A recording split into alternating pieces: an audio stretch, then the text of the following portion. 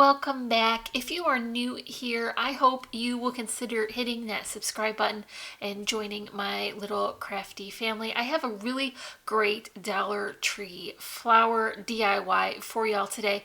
Before I get into that, I do want to remind you that our 13 Days of Halloween series is coming up. It is starting on Thursday, the 24th at 7 p.m. Now we've got all kinds of really great projects lined up, so I hope you all will set your clocks and join me for our series. Also, the Tech Hubby has provided me with a great new intro, so I'm really excited for y'all to be able to see that. So now, if you are a longtime viewer of my channel, you will already know that I love to put flowers on my projects. These can be the ready-made kind or ones that I create myself using dies and paper, and I really actually love to make those. I get a lot of questions though from the friends who want to know which dies I'm using for my flowers, and I will say most of them did come from Cherrylyn Designs and they are no longer available. So I would suggest that you could also find similar style flowers on the Spellbinders website. They have quite a lot of variety there, so that would be one place that I would definitely check. If you're not able to die cut them, or you would like to just find some that you can alter, I suggest that you go to the Dollar Tree. I went last week and I picked these up. They're a little hard to show on camera because they're quite large, but I really wanted to have some seasonal flowers that I could alter and show you guys exactly how I do this to make them work better for paper crafting projects. So I'm mostly making cards and tags and that type of thing. I did also pick up a couple from the Dollar General, and I did not love them as much as I did the ones from the Dollar Tree, so I do want to start with those. So basically you're going to get a stem with your flowers on it, and they are held on and you can pull them off fairly easily. So the trouble with these now for paper crafting is that they're going to have a large stump on the back, and that will make it hard because you want to have these with a flat back so you can adhere these to your project. So what I want to do is deconstruct this flower, and I'm just simply going to pull that off of the stem and then remove this portion from the back. So it's just kind of a stopper to keep it in place, and that slides off very easily. Now you can see quite a large portion of that is sticking out, and I'm just going to pull that whole center out. For my projects today, I do really like the center that comes in these. I think they are really perfect for the fall flowers. They add a lot of depth and dimension and warmth. So I'm going to hang on to these. If I didn't like the center, I would switch it out for some stamens. I get those from Really Reasonable Ribbon. I showed you those in many of my previous videos, so you can swap them out. For some of the flowers, they do have kind of a green plasticky center. That might work better for large floral arrangements, but when you glue them on flat, it's definitely more noticeable. So on most of these, it looks like you're going to have 3 portions, and they are generally not attached to each other at all. And for these, there are 2 larger portions and then 1 smaller one that curves up just a little bit, and that will be important in a second, and I'll tell you why. But what you want to do is grab your scrap paper and cut out some little squares. You want to have a base to glue these down to.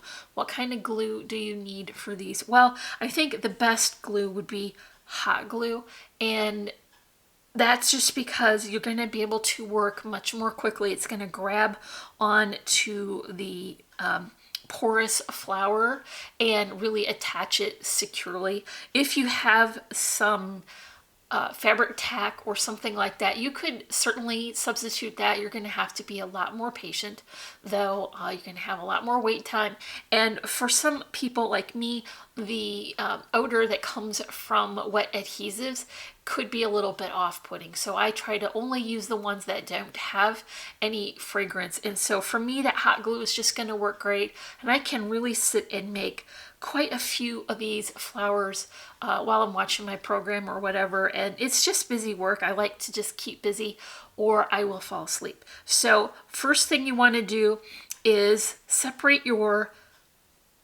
flower layers, and they look a little bit scrappy individually. And so you're going to have to assemble them with multiple layers again.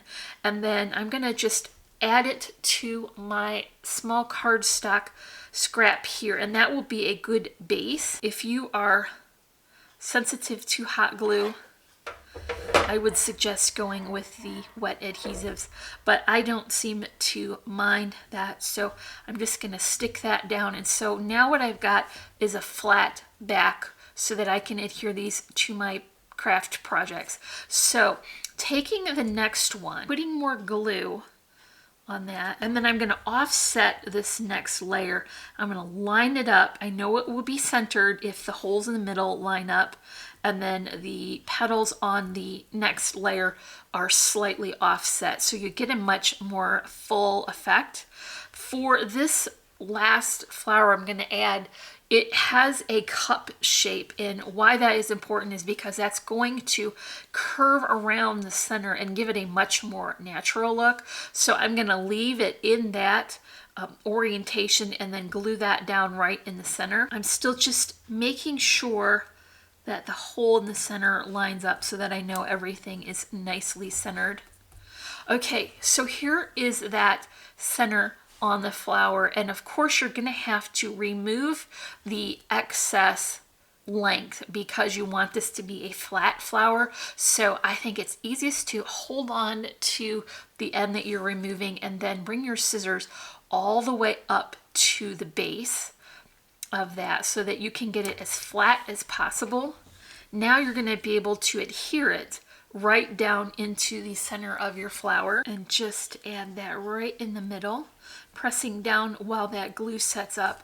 And now what you've got is a beautifully arranged flower that has a flat back, so you can add them to your paper crafting projects. Here are a couple more. Now you can see if you pick some different color flowers, you can make a nice arrangement and some different shapes to get a good variety. But look how pretty those are just stacked up like that. You could make a wreath or something like that and then add your flowers. So there are 3 finished flowers from this set here, and there are still 5 flowers left. So you're going to get quite a few for that dollar. Some of them had only 2 backgrounds, so just make sure when you're looking at them at the store that you're gonna get a nice full stem of them. So this was the one that was from the Dollar Tree. I don't know much about artificial flowers, so I don't know if this is a good brand or not, but I really liked it. So I'm gonna probably think about these leaves as well before I discard the rest of this. So it does look like it's held on again with one of those little stoppers. It's just meant to hold them in place so that it will keep the shape that it was intended. So now you've got a set of 3 here. I think these leaves would look better if they were just 2 together. So let's go ahead and clip those and put them in a more natural arrangement. I think they look nice if you offset the top layer and give it kind of a more compact shape. Not every leaf from a Dollar Tree or artificial flower branch is going to be worth saving. Some of them are fairly waxy looking, but these are very nice size and they do have a nice texture. So I think that would be really a beautiful addition. See, that you could add while you're arranging your Dollar Tree hack flowers, and I think that would really help to fill that in and make a nice arrangement. So for this one, I am going to keep these leaves. I also found one in orange. Now, when you have these on the stem, they do look a little bit squished. I think it's because they put so many of them in the display that they get a little bit misshapen, but you can see how nice that looks when you disassemble them and then attach them back together and put the center back in. It has a much nicer, fuller shape. and that makes them easier to craft with. So I think you're gonna get 4 or 5 full-size flowers out of each dollar stem. Now that probably is more expensive than if you're just cutting them with your dies and using your scrap paper, but for your time and effort, really, I think $1 for 5 flowers with leaves is a really good value, and you can get to crafting with them sooner. So I went today to the Dollar General, which is really all we have in town. Our Dollar Tree is probably about 25 minutes away, maybe half an hour. And so I did want to stay local. I was out in town, and I stopped at Dollar General hoping they would have a comparable kind of fall flower so that I could show you a variation. This is really like the only halfway decent one they had. It was only the only one worth even purchasing. This was $3. They do have quite a lot of flowers on it, and it looks like it may have been run over by someone's cart. So not every Dollar General or Dollar Tree is going to have the best quality. You really have to keep an eye on what you're picking out. So these have single flowers instead of stacked flowers. So I took off 3 of each color and then reassembled them in the same way I did that beautiful sunflower. And look, those are really very pretty. I went ahead and used some of the centers from my sunflowers so that they would have like a fall mum sort of appearance, and I think they're really pretty.